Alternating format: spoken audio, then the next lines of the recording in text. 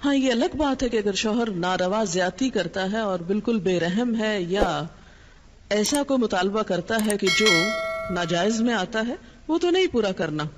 جیسے آپ کو بتایا گیا کہ فطری طریقے کے علاوہ کوئی بھی ایسا طریقہ، خواہ وہ شوہر اور بیوی کے درمیان ہی کیوں نہ ہو، اسے حرام قرار دیا گیا، چاہے وہ عمل قوم لوط سے ملتا ہو یا اورل سیکس ہو. یہ تو ناجائز ہے ہی، لیکن فطرت کے دائرے میں. اور اس میں بنیادی چیز جو باہم کاؤنٹ کرتی ہے وہ باہم ایک دوسرے کے ساتھ کوآپریٹ کرنا ہے، ایک دوسرے کے مزاج کو سمجھنا ہے اور ایک دوسرے کے ساتھ تعاون ہے. لیکن آپ دیکھیں کہ ہمیشہ آئیڈیل صورتحال نہیں ہوا کرتی، ہر شخص اتنا کنسیڈریٹ نہیں ہوتا.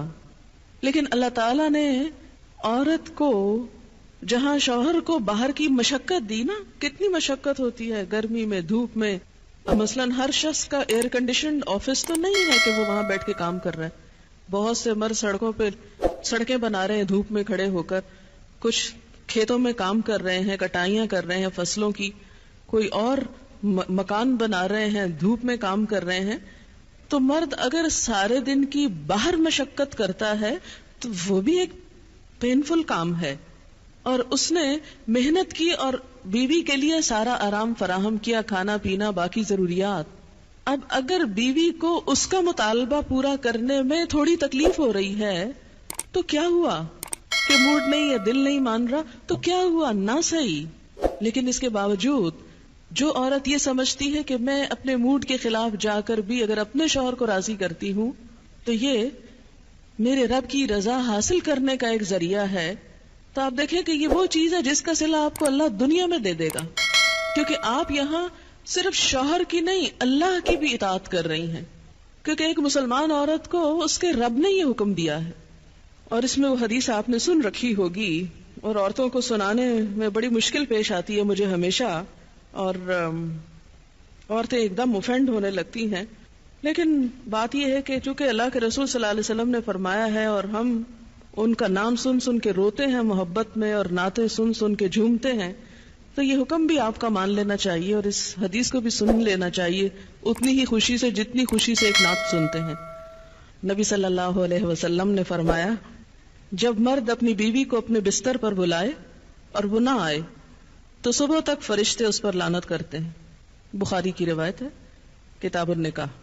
ٹھیک ہے اس میں کہ اگر بیوی بیمار ہے یا اسے کوئی ایسی تکلیف ہے یا کوئی جینوئن ریزن ہے تو اس میں اللہ تعالیٰ اتنے بے رحم نہیں ہے کہ وہ دیکھ رہے ہیں کہ ایک عورت بخار میں پڑی ہے اور اس کا شوہر اس میں طالبہ کر رہا ہے اور عورت نے نہیں مانا تو اس پہ لعنت بھجوانی شروع کر دی جائے. نہیں، یہاں ایک نارمل حالات کی بات ہے.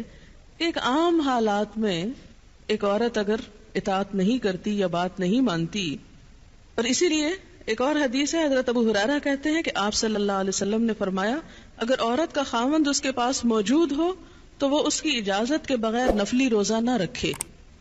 تو گویا شوہر کی اطاعت نمبر 1 عام روزمرہ زندگی کے کاموں میں کوآپریشن، اطاعت بمانا کوآپریشن ہے. طاعن کا مطلب ہوتا ہے خوشی سے کام کرنا. نمبر 2 اس کی خاص ضرورت یا تقاضے کو پورا کرنے میں اطاعت. ہاں کہاں اطاعت نہیں؟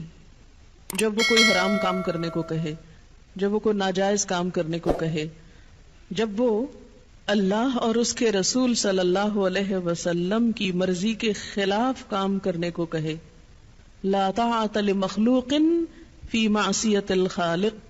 مخلوق کی اطاعت جائز نہیں خالق کی نافرمانی میں.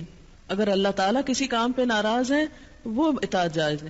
بہت سی خواتین کو دیکھا ہے جہاں اللہ کی نافرمانی ہو رہی ہے وہاں تو شوہر کی بات بھاگ بھاگ کے مانی جا رہی ہے، اس لیے کہ وہ اپنے نفس کے مطابق ہے نا. آپ سب جانتے ہیں کہاں کہاں. لیکن جہاں شوہر کی اطاعت اللہ کی رضا کے مطابق ہے لیکن ہماری رضا کے خلاف ہے تو پھر ہم وہاں نہیں بات مانتے.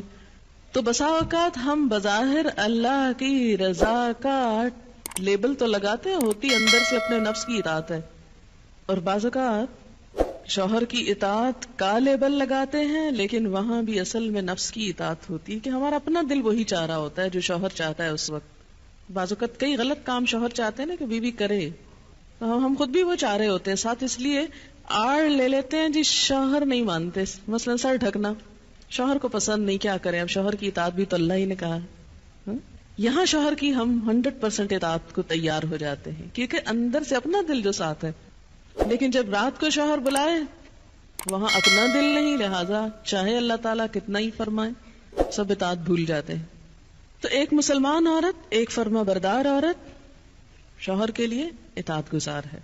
میں کہتی ہوں کہ اگر عورتیں صرف اس آیت کے چھوٹے سے حصے جو 2 لفظ پر مبنی ہے فالصالحات قانتات پر عمل کریں، ان کے گھریلو زندگی کے 50% مسائل خود حل ہو جائیں گے، آدھے مسئلے یہیں سے حل ہو جائیں گے، کیونکہ مرد سیٹسفائیڈ ہوگا، اس کی نگاہیں اور عزت محفوظ ہوگی تو وہ اپنا کوئی بھی کام دل جمی سے کر سکے گا۔